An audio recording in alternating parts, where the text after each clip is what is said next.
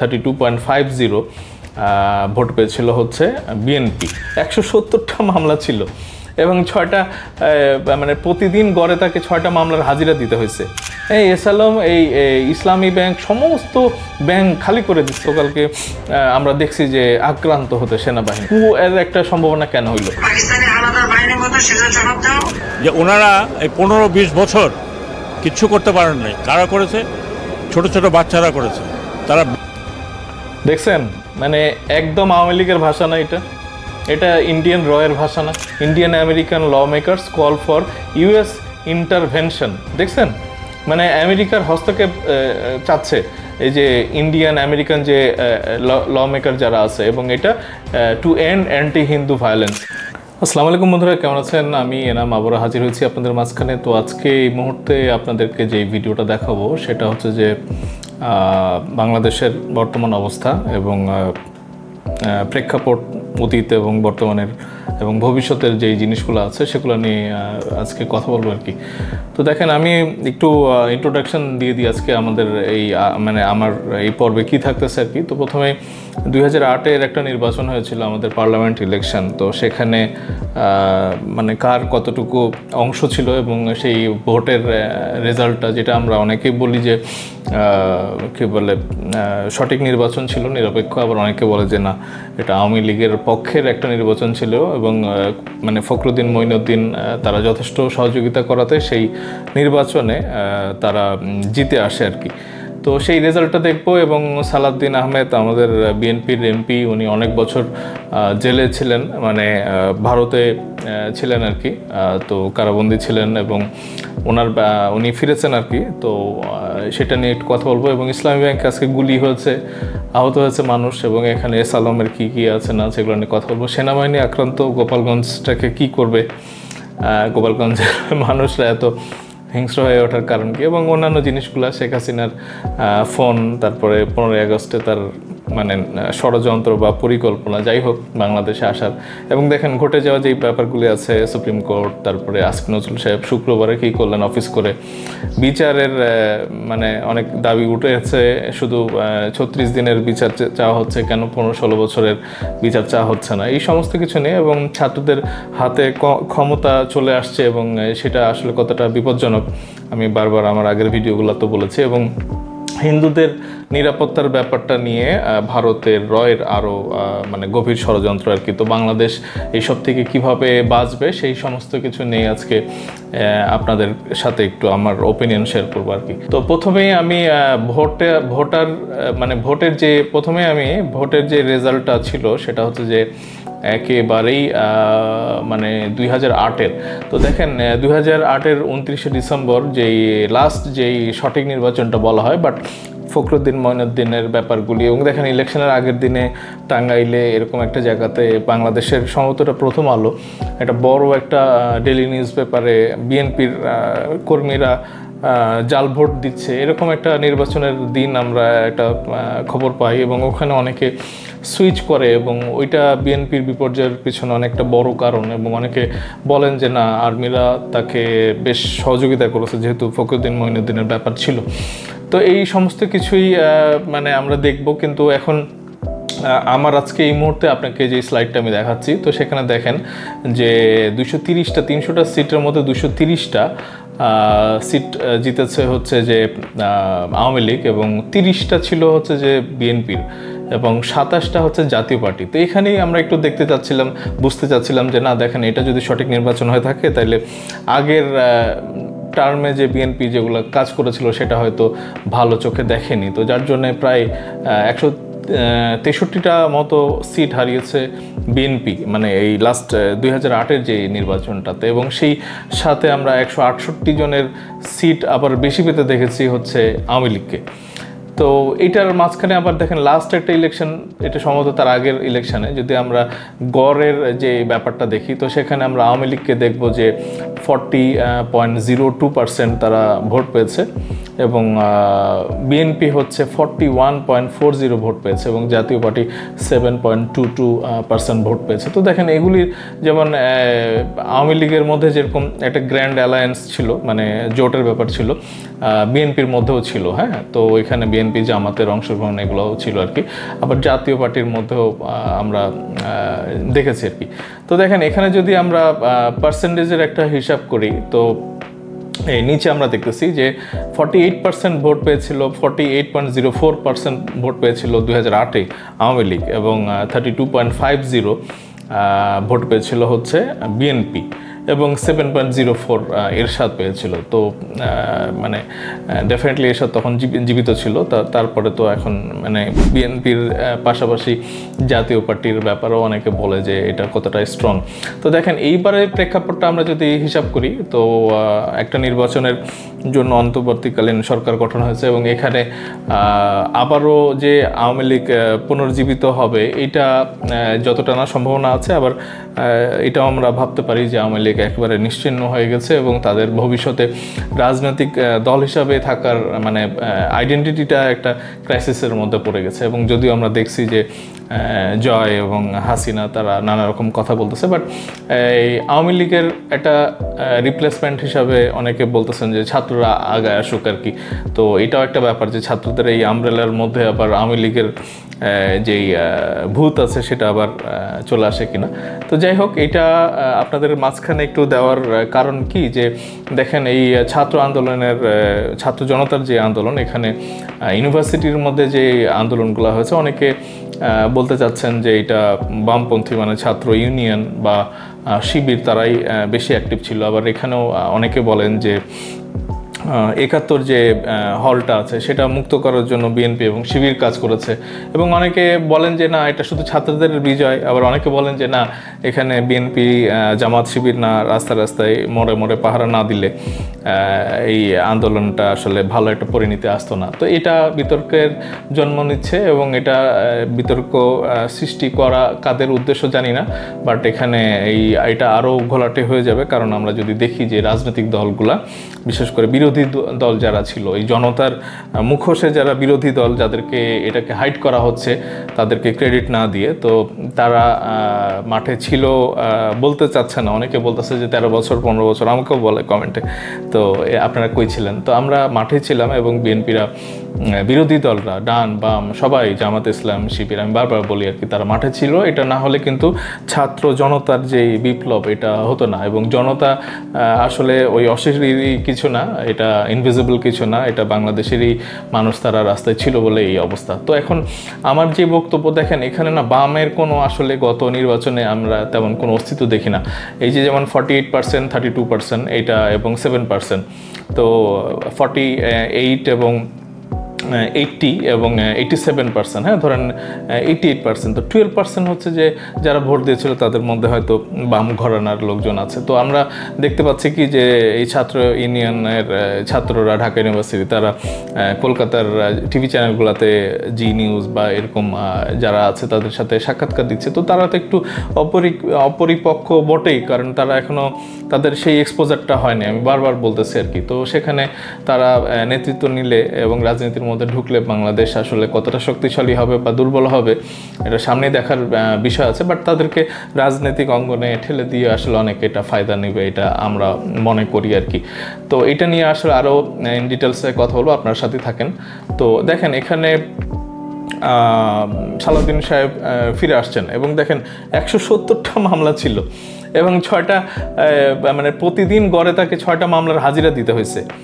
তো এই 16 বছরে যে অত্যাচার হয়েছে এগুলো কেন মানুষজন মানে বিচারের দাবি তুলতেছে না, এটা আমার কাছে খুব সারপ্রাইজিং। আমি আজকে মানে রেকর্ডেড একটা ভিডিও দেখতেছিলাম, টক শো, যেটা ওই দেশ টিভিতে গতকালকে মাসুদ কামাল সিনিয়র সাংবাদিক এবং সাকিব সাহেব মানে ওনারা একটা বক্তব্য দিচ্ছিলেন। তো দুইজনই দেখলাম যে খালি এই ছাত্র জনতার আন্দোলনে কারা মারা গেল, কারা আহত হইলো, তাদের লিস্ট করা, তাদের বিচার করা, এগুলি। কিন্তু গত 16 বছরে এই যে সালাউদ্দিন সাহেব, তারপর ইলিয়াস আলী সাহেবের হত্যাযজ্ঞ হলো, এই মায়ের ডাকের যে কত মানুষ, 600 জন মানুষ কি বলে গুম হলো, তারপরে 40 লক্ষ মানুষের শুধু বিএনপির 40 লক্ষ মানুষের নামে মিথ্যা মামলা হয়েছে।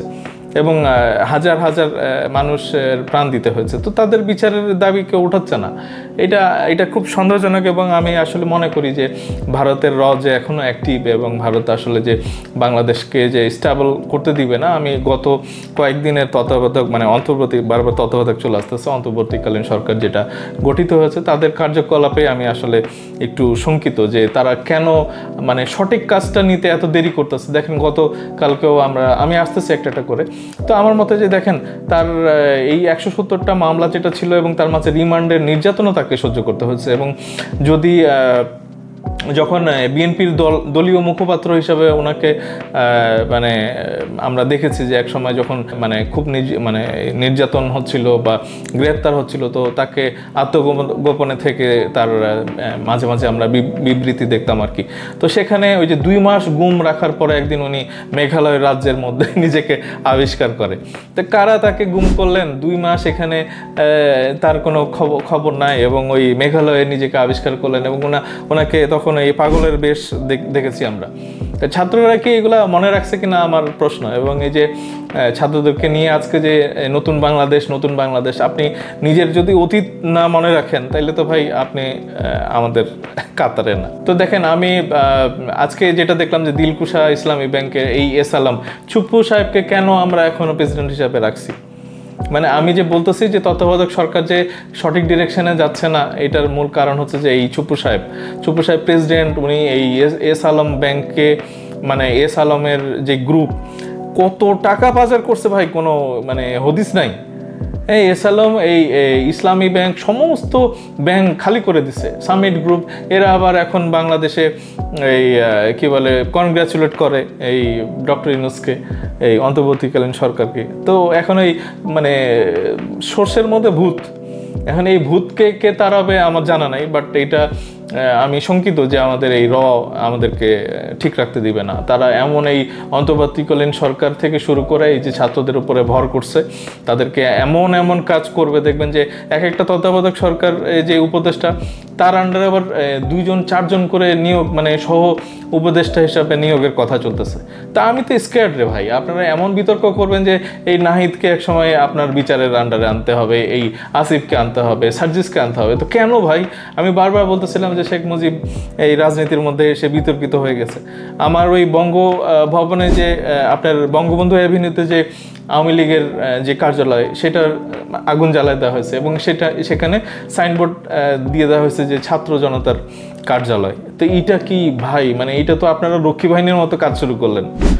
ছাত্র এবং জনতা, হুয়ার জনতা তো বিরোধী দলের লোকজন ছিল, আওয়ামী লীগের তো কাউকে আমরা রাস্তাতে দেখিনি। এই জনতা যদি এই আওয়ামী লীগের ভূত যদি আবার এখানে রাস্তাতে এই আওয়ামী লীগের অফিসের মধ্যে ব্যানার লাগায় তারা আবার প্রবেশ করে, তো সেটা তো আমরা চাইবো না। এবং দেখেন এই শেখ হাসিনা বারবার বলতেছে যে আপনারা রাস্তায় নামেন, ঢাকায় আসেন, মনোমিছিল করেন। তো দেখি। তো আমি আরও একটা ইস্যু, সেটা হচ্ছে গোপালগঞ্জে গতকালকে আমরা দেখছি যে আক্রান্ত হতে সেনাবাহিনী। এবং দেখেন এই খবরটা ঢাকা পোস্ট দিয়েছে যে আমরা জানি, অনেকে জানি, আহত 15 জন বলা হচ্ছে, এবং সেনাবাহিনীর একটা বিজ্ঞপ্তিতে আমরা দেখতেছিলাম যে 9 জন। তো এটা এমন হতে পারে যে হয়তো সেনাবাহিনী 9 জন আর বাকিরা হয়তো সিভিল, এরকম আর কি। তো দেখেন এখানে এই রামদা থেকে এটা বাড়লো। হ্যাঁ, আমার কথা হলো যে আপনারা এই যে অন্তর্বর্তীকালীন সরকার, আপনারা এখানে বসে বসে এই ছাত্রদের নিয়ে গপ্প করতেছেন। তো আপনাদের তো রাজনৈতিক দলের কোনো লোকজনের সাথে বৈঠক দেখতেছি না। এই বাচ্চাদেরকে নিয়ে আপনারা ট্রাফিক কন্ট্রোল করতেছেন, আবার ময়লা পরিষ্কার করতেছেন। এইটা তো আমাদের সমস্যা না। আমাদের এই সেনাবাহিনী কেন আক্রান্ত হলো?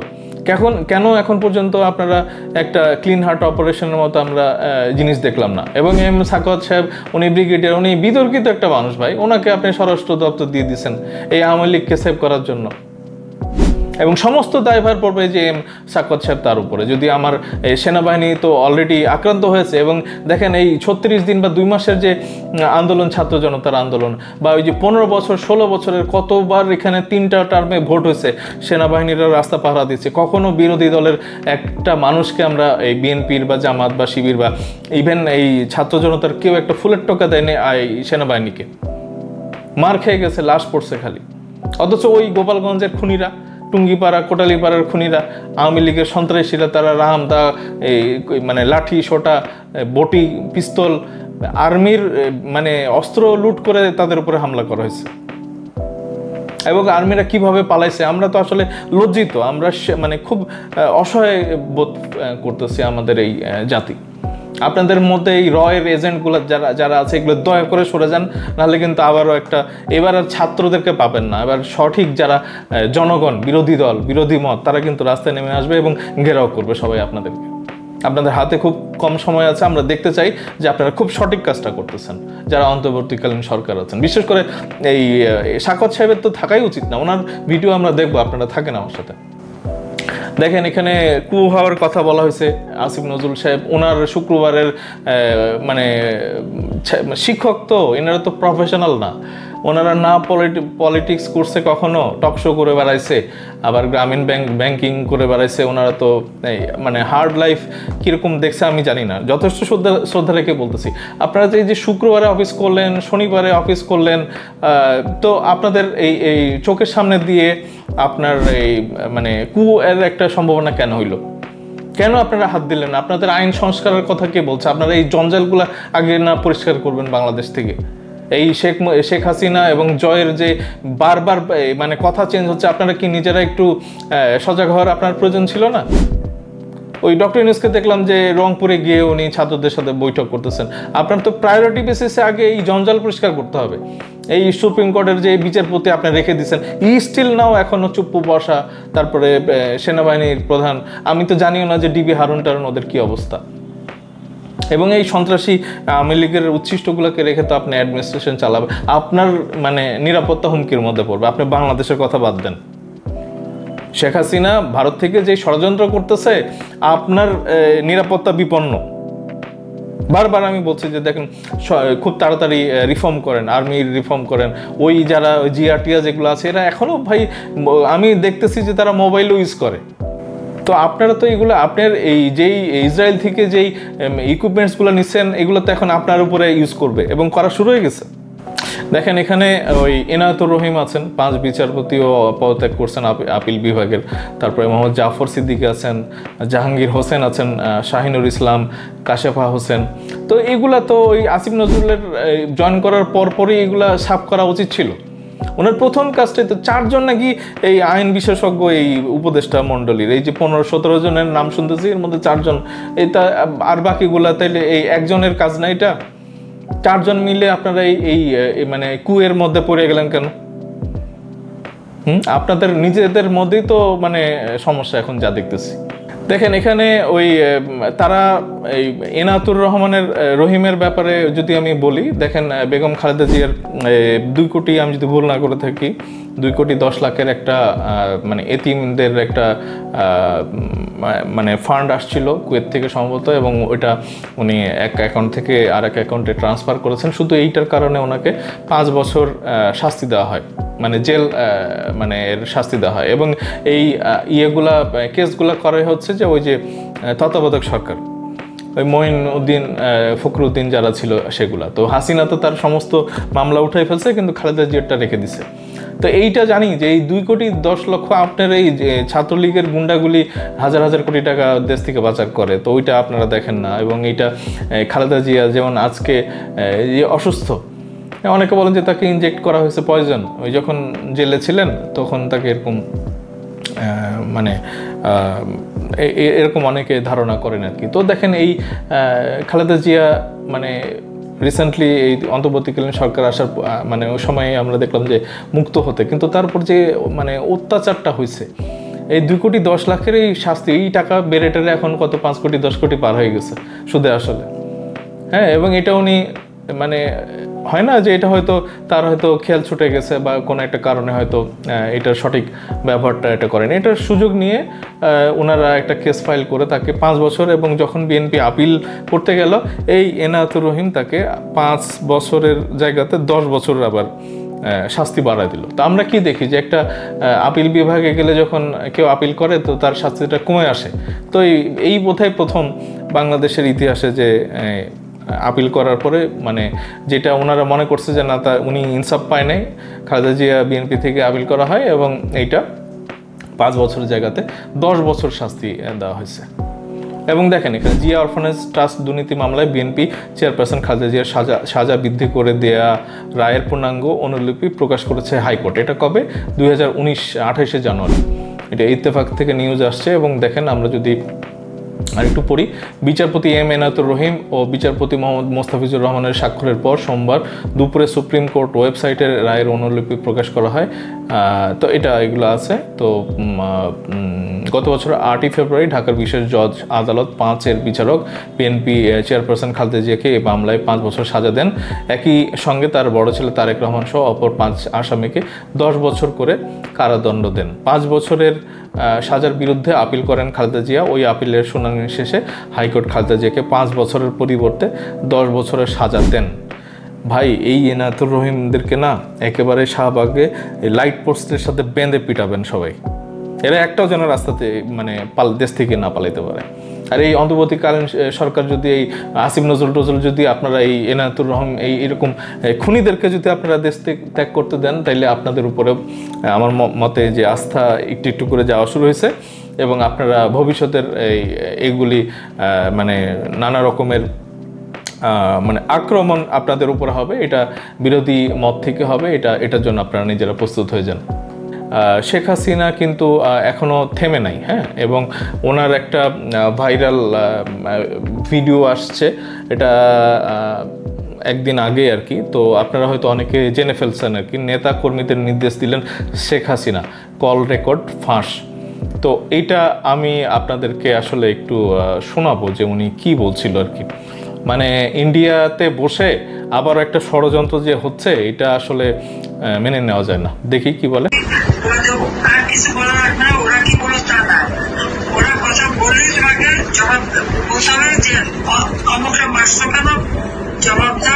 নির্বাহী সংসদের কাছে পৌঁছে দিব, আপনি আবার নির্দেশনাটা দেন, আমি পৌঁছে দিব। আবার এই যে নির্দেশনা দিচ্ছি, আর কিছু বলা রাখবে না, ওরা কি বলো তা না, ওরা কথা বলেই তোমাকে জবাব পৌঁছাবে যে অমুকটা মারছো কেন, জবাব দাও। এই বন্ধের এভাবে লাঞ্ছিত করছো কেন, পাকিস্তানি আলাদা বাহিনীর মতো সেটা জবাব দাও। তোমাদের ওইটাই যাবে কমান্ড। মানে এক ছাত্রলীগ কর্মীর সাথে উনি কথা বলতেছে এবং উনি পরে আমরা শুনবো যে উনি ছাত্রলীগের যে কথা বলছে উনি কান্নাকাটি করতেছে আর কি। তো ওই যে হানাদের বাহিনীদের মতো কেন আচরণ করতেছে, মানে তাদের সাথে এগুলি কেন কেন কেন এগুলি মানে তাদেরকে ডাইরেক্ট করে আর কি, ইনস্ট্রাকশন দেয়। আমরা এখন অনলাইনে সরব থাকবো আর সেফ থাকবো সবাই। আমার এখানে আসে না এই যত ওই ছাত্র বেশিরা এসে আমার এখানে হামলায় পড়ে এই কমেন্ট সেকশনে। তো দেখেন এখানে খুব সুন্দর একটা কথা শুনলাম যে আমরা অনলাইনে খুব সরব থাকবো।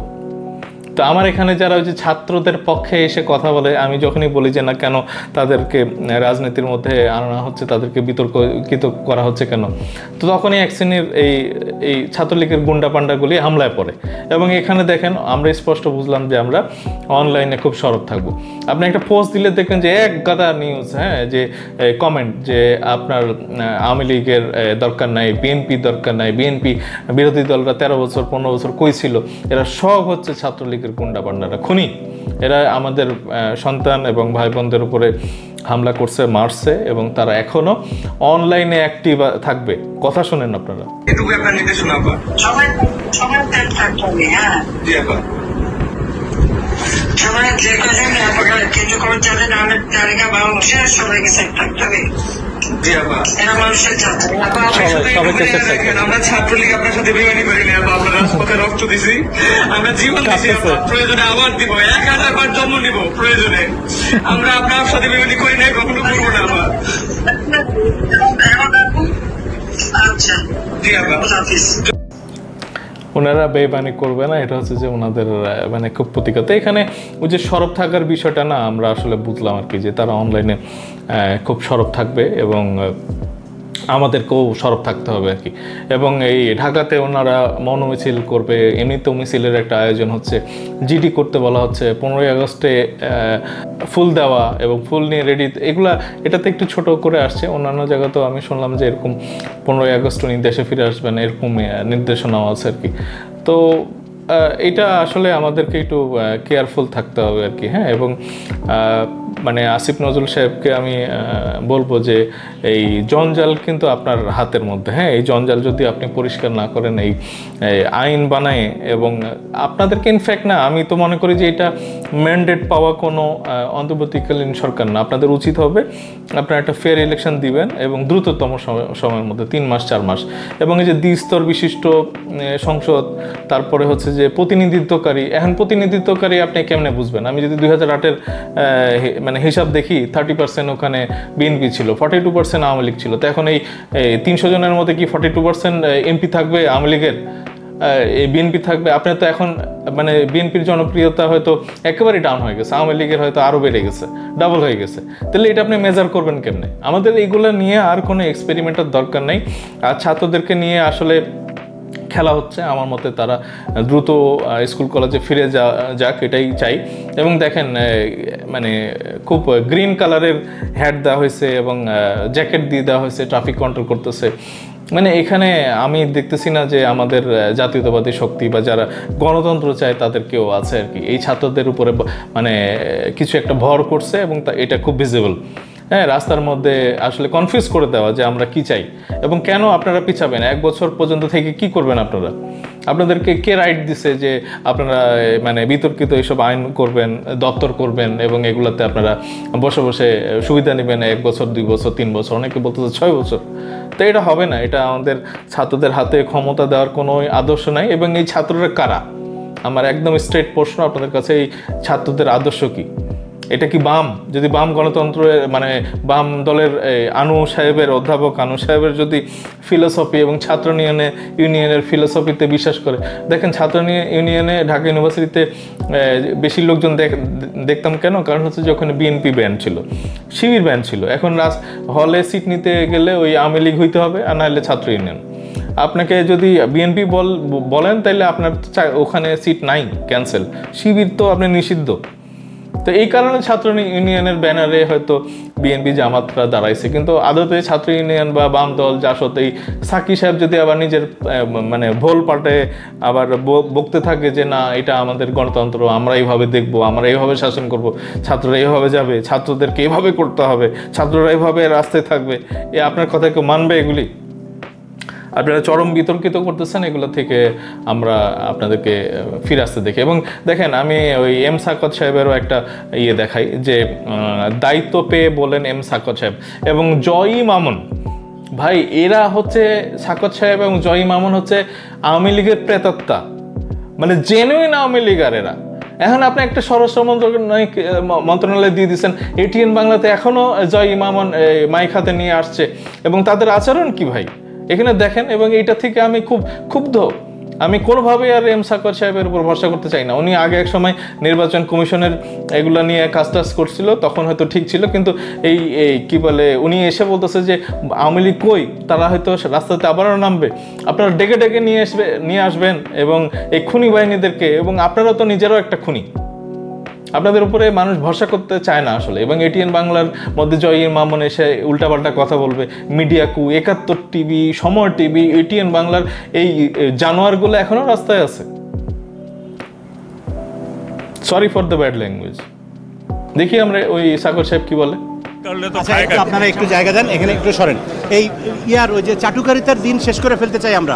বড় দেখছেন কি বললো? চাটুকারিতা উব্বাটার মতো বিশ্ববিখ্যাত আওয়ামী লীগের চাটুকার আছে নাকি কোথাও? সরাচ্ছে। মানে ব্যাপারটা এরকম যে এখানে জামাতের সব লোকজন এখানে আছে, তারা তাকে ঘিরে রাখছে। এখানে যদি ছাত্ররা থাকতো তাহলে আরো বলতো যে ক্লোজে আসো তোমরা। এই হচ্ছে যে চাটুকার বাংলাদেশে জয়ী মামুন। দেখি সাগর সাহেব কি বলে একটু দেখি। দায়িত্ব নিচ্ছেন, অনেক কঠিন চ্যালেঞ্জ আপনাদের সামনে। আপনার কাছে কি মনে হয়, what should be the priorities? এখন আমি মনে করি যে ইমিডিয়েট চ্যালেঞ্জ হচ্ছে যে এই যে আইন শৃঙ্খলা পরিস্থিতি ভেঙে পড়েছে, এটাকে ফিরিয়ে নিয়ে আসে সবচেয়ে প্রথম কাজ আমার মনে হয় সেটা। এবং দ্বিতীয় কাজ হচ্ছে যে প্রচলিত রাজনৈতিক চিন্তাধারা থেকে এনাদেরকে বের করা।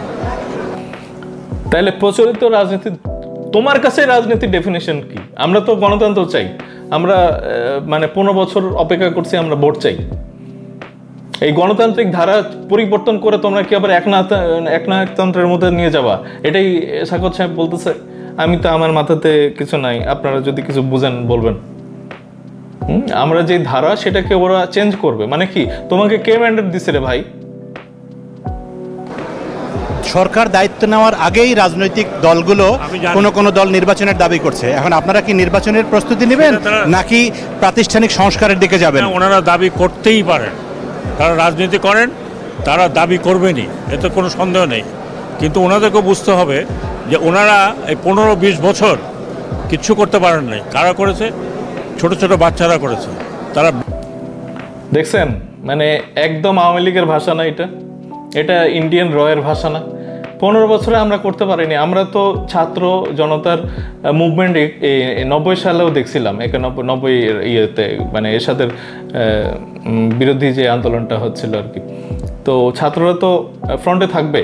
তো এই মানে তো এই না যে আপনি ক্লাসিফাই করে দিবেন, ছাত্রদেরকে আপনি পাস দিয়ে দিবেন, আর যারা জনতা ছিল, বিএনপি বা জামাত বা বিরোধী দল যারা ছিল, আওয়ামী লীগ তো ছিল না রাস্তায়, তাহলে যারা ছিল তাদেরকে আপনি একদম মানে নকআউট। আর যারা ছাত্র ইউনিভার্সিটি যারা সামনে ওই প্রথম দিনগুলোতে কোটা নিয়ে আসছিল, তো পরে আমরা দেখলাম যে 1 দফা 9 দফা থেকে 1 দফা, তো একেবারে জনতা গায়েব। আর জনতা মানে কি তুমি, আওয়ামী লীগ?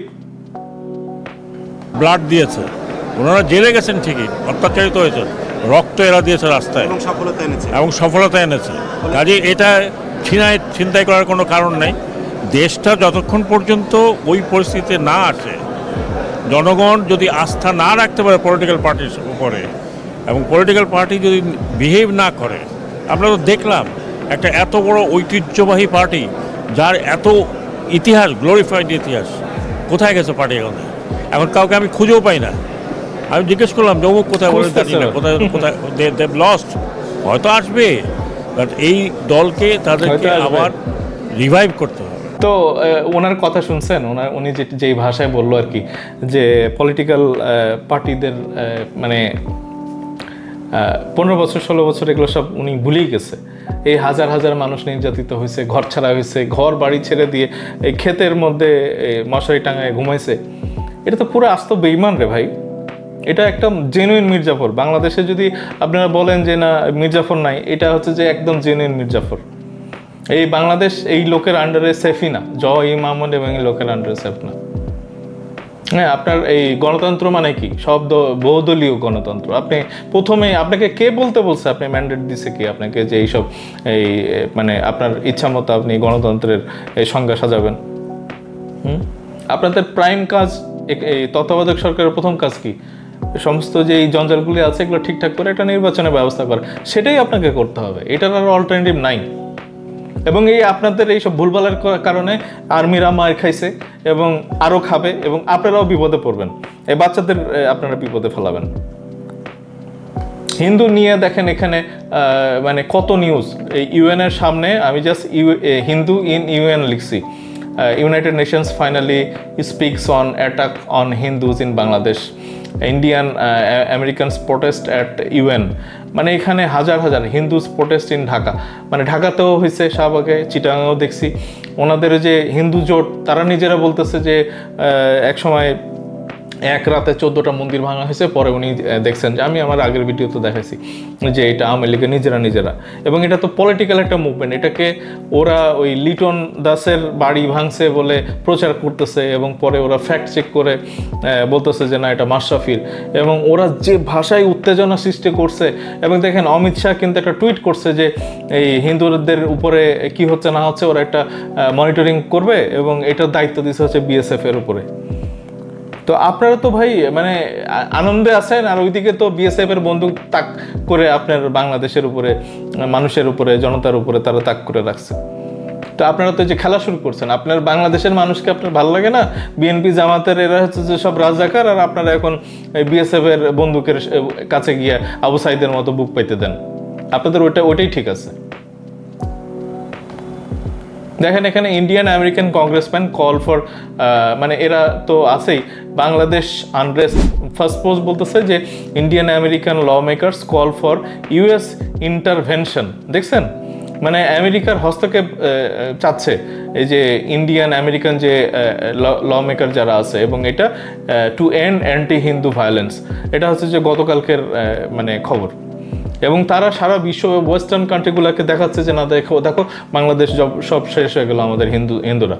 আমি তো দেখতেছি না যে বাংলাদেশে হিন্দুরা আক্রান্ত হয়েছে কোথাও।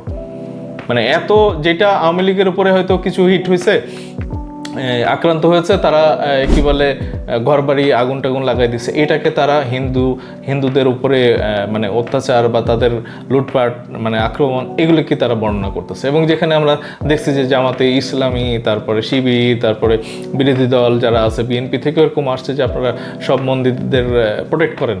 তো এখানেও আবার কিছু কিছু জায়গাতে যাদের নাম আসছে বিএনপি তাদেরকে আবার বহিষ্কার করা হয়েছে। তো এত কিছু করার পরও তাদের মন ভরে না। এই হিন্দু ও নির্যাতনকে নিয়ে তারা আর একটা কু করতে চায়, তারা বাংলাদেশে আবার মানে হাসিনাকে ফেরত পাঠাতে চায়। তো এইগুলা তো এখন ওই যে সাকত সাহেবরা যদি আপনারা মানে মাথাতে এরকম ঘাড়ের মধ্যে ভূত উঠে যে আওয়ামী লীগকে আবার আপনারা রাস্তায় দেখবেন নিয়ে আসবেন, তো এইটা তো ভাই বাংলাদেশের উপরে অন্যায় হবে।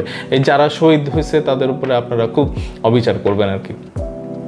তো বন্ধুরা, আমার মনে হয় যে আমি আর বেশি কথা বলবো না, অনেক বড় হয়ে গেছে ভিডিওটা। তো সাথে থাকবেন, খুব তাড়াতাড়ি আবার দেখা হবে। ধন্যবাদ সবাইকে, আসসালামু আলাইকুম।